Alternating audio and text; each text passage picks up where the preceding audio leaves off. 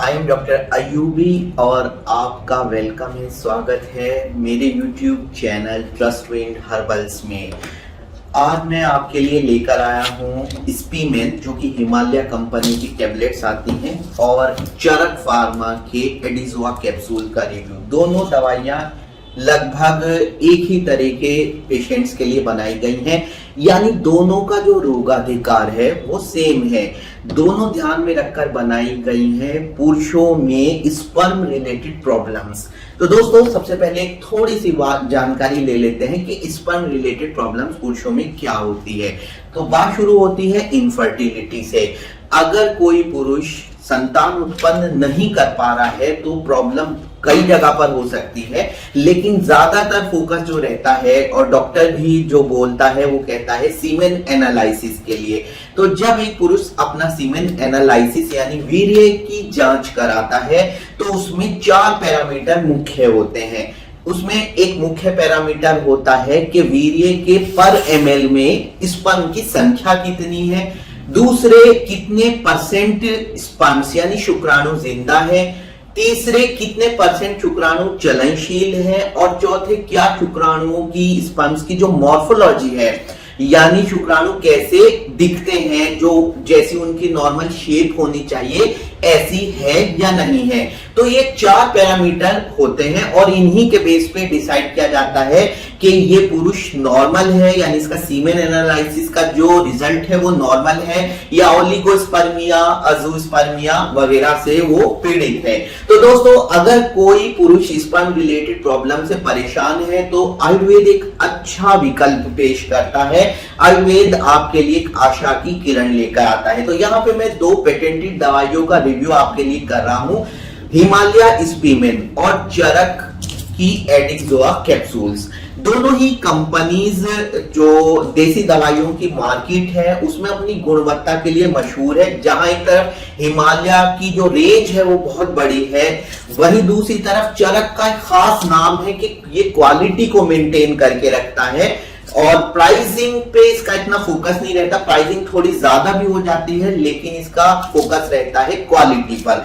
तो दोस्तों, दोनों ही दवाइयों का जो रोगाधिकार है, फायदे मैं आपको बता चुका हूं, और फिर से एक नजर हम इस पर डाल लेते हैं। अगर आपके वीर्य में शुक्राणुओं की संख्या कम है, अगर आपके शुक्राणुओं में चलनशीलता कम है यानी तैरने का गुण कम है, 50% से कम शुक्राणु चलनशील नहीं है, तीसरे अगर आपके शुक्राणु मृत ज्यादा है और जिंदा कम है, या फिर आपके शुक्राणुओं की मॉर्फोलॉजी अच्छी नहीं है यानी शुक्राणु खराब है, कुल मिलाकर हम कह सकते हैं कि वीर्य में प्रॉब्लम है, आपका सीमेन एनालिसिस अच्छा नहीं है। तो दोनों ही दवाइयां अच्छा रिजल्ट देती हैं, डॉक्टर दोनों ही दवाइयों के इस्तेमाल के लिए बोलते हैं।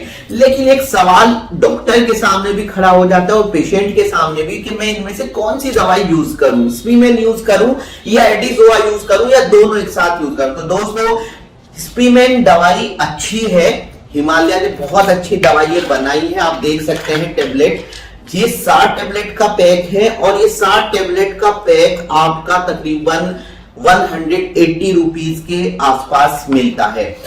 दूसरी तरफ ये मात्र 20 कैप्सूल्स हैं और ये भी तकरीबन इतने ही मूल्य के हैं। हिमालय ने इसमें जो घटक डाले हैं वो उनकी मात्रा और उनकी संख्या को इस तरह से रखा है कि प्राइसिंग मेंटेन रहे और ये बजट से बहुत ज्यादा बाहर ना निकले। हिमालय ने इसमें गोखरू, अश्वगंधा, शैलेयम, जीवंती का यूज किया है, अश्वगंधा का यूज किया है जैसे मैंने आपको बताया, और वृद्ध दारू का यूज किया है, इनका यूज किया है। मतलब इसमें बहुत ज्यादा दवाइयां नहीं है, जड़ी बूटियां संख्या में बहुत सीमित है, लगभग 8 जड़ी बूटियां हैं, मैंने नाम ले दिया है। और अगर मिनरल की बात करें तो केवल इसमें एक ही मिनरल का यूज किया गया है, स्वर्ण वंग का। इसी वजह से हिमालय कम पैसों में ज्यादा टेबलेट दे पाने में सक्षम हुआ है। स्पीमेन काम करती है, लेकिन आपको इनका रिजल्ट देखने के लिए थोड़ा वेट करना पड़ेगा, धीरे धीरे काम करती है। वहीं दूसरी तरफ चरक के जो एडिजोआ कैप्सूल्स हैं, ये बहुत पोटेंट दवाई है और इसका रिजल्ट आपको जल्दी मिलता है, क्योंकि इसमें जो दवाइयां, जो जड़ी बूटियां डाली गई हैं, ना सिर्फ वो संख्या में ज्यादा है, बल्कि इसमें मिनरल्स भी बहुत ज्यादा हैं। जैसे कि मैंने अभी आपको बताया स्पीमैन में सिर्फ एक मिनरल है स्वर्णवंग, लेकिन अब आपको मैं पढ़ के बताता हूं कि इसमें कितने मिनरल्स का यूज किया गया है। पूर्ण चंद्रोदय रस, और जब मैं बात कर रहा हूं पूर्ण चंद्रोदय रस की, तो आप समझना कि ये एक मिनरल नहीं है, बहुत सारे मिनरल्स को मिला के एक रस बना है। पूर्ण चंद्रोदय रस है, स्वर्णवंग है जो स्पीमैन में भी है। इसमें इसके अलावा अभ्रक भस्म है, शुद्ध शिलाजीत है, स्वर्ण माक्षिक भस्म है, मकर ध्वज है और रस सिंदूर है। तो आप देख रहे हैं इतने सारे मिनरल्स हैं जो पोटेंट फॉर्मुलेशन बना लेते हैं।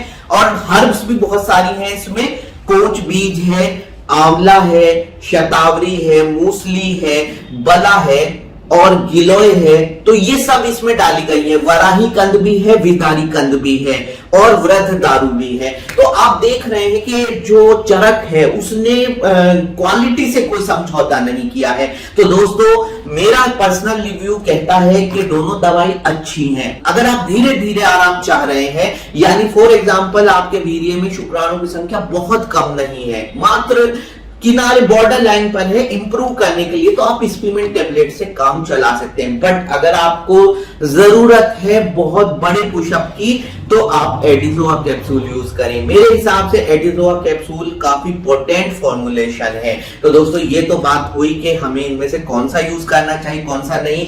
जहां तक डोज की बात है दोनों की सेम है। इसकी भी 1 से 2 टेबलेट आपको सुबह शाम लेनी है और इसके भी 1 से 2 कैप्सूल सुबह शाम लेने हैं, लगभग सेम है। बात करते हैं कि 1 से 2 टेबलेट, ये भी मेरे बहुत सारे पेशेंट पूछते हैं सर 1 से 2 टेबलेट हम 1 लें 2 लें। तो दोस्तों अगर आपका वजन 60 किलोग्राम से कम है तो या 60 किलोग्राम तक है तो आप 1 टेबलेट लें या इसका एडिजोआ का 1 कैप्सूल लें। अगर आपका वजन 60 किलोग्राम से ज्यादा है तो आप 2 टेबलेट स्पीमैन की लेंगे, या फिर अगर आप एडिजोआ यूज कर रहे हैं तो 2 कैप्सूल लेंगे। Side effect and self medication, self medication कितना उचित है? दोस्तों साइड इफेक्ट दोनों का ऐसा कुछ खास नहीं है।